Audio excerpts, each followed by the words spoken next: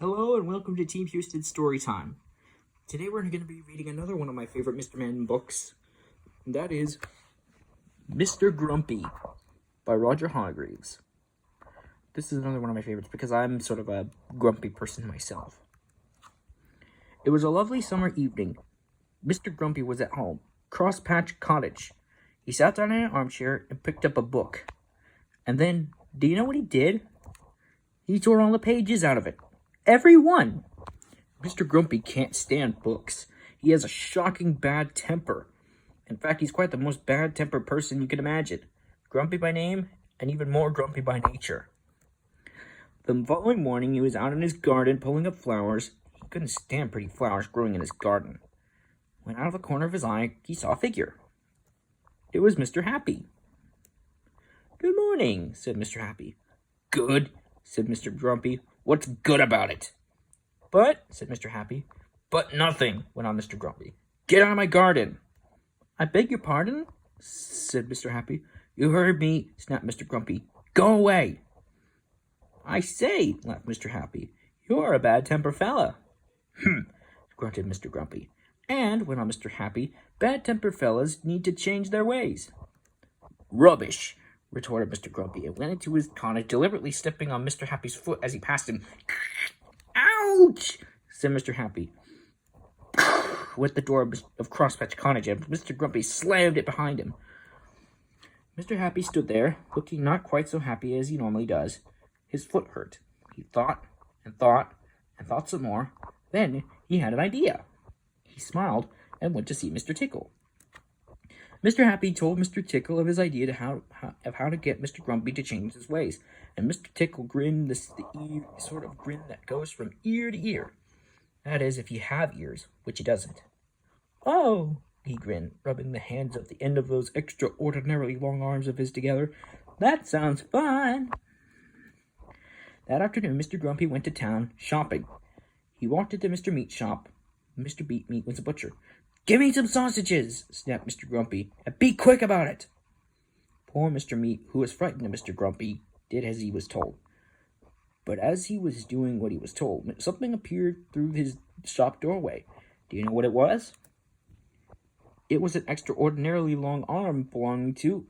Well, you can guess who it belonged to, can't you? The extraordinarily long arm of Mr. Tickles came in through the door and across the shop and up to Mr. Grumpy and tickled him. "Oh!" squeaked Mr. Grumpy in alarm, dropping his sausages and looking around to see what had happened. But could he see anything? He could not. "Humph!" grunted Mr. Grumpy and picked up his sausages and went next door to the cake shop. Went the door of the shop.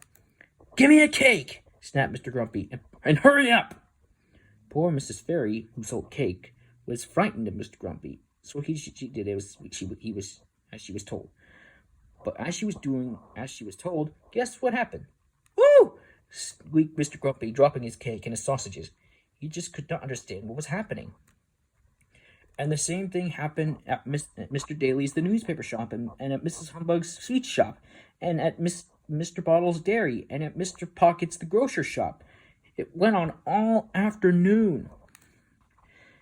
And all afternoon, Mr. Grumpy kept being tickled and dropping his shopping and picking it up and being tickled and dropping his shopping and picking it up and being tickled and dropping his shopping, and he just could not understand it.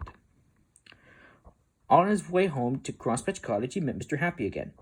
"Hello," grinned Mr. Happy. "Having a nice day?" "Get out of my way," snapped Mr. Grumpy, "before I kick you." But almost before the words had passed his lips, that extraordinarily long arm of Mr. Tickles had appeared from behind a tree and tickled him yet again.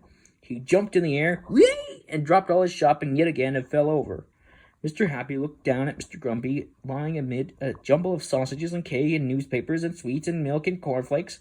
"I think," he laughed, "if you were to change your ways and be not quite so bad-tempered quite so often, this sort of thing might not happen to you quite so often." "Humph!" grunted Mr. Grumpy. He picked up all his shopping, yet again, and went home to Crosspatch Cottage. But on his way, he did think about what Mr. Happy had said, because he definitely did not like what had happened to him that afternoon. Mr. Happy and Mr. Tickle laughed and shook hands.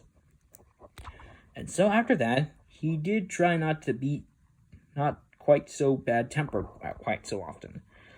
And the more he tried, the less he found he was tickled. And so he tried more and more, and these days, he's quite a changed person.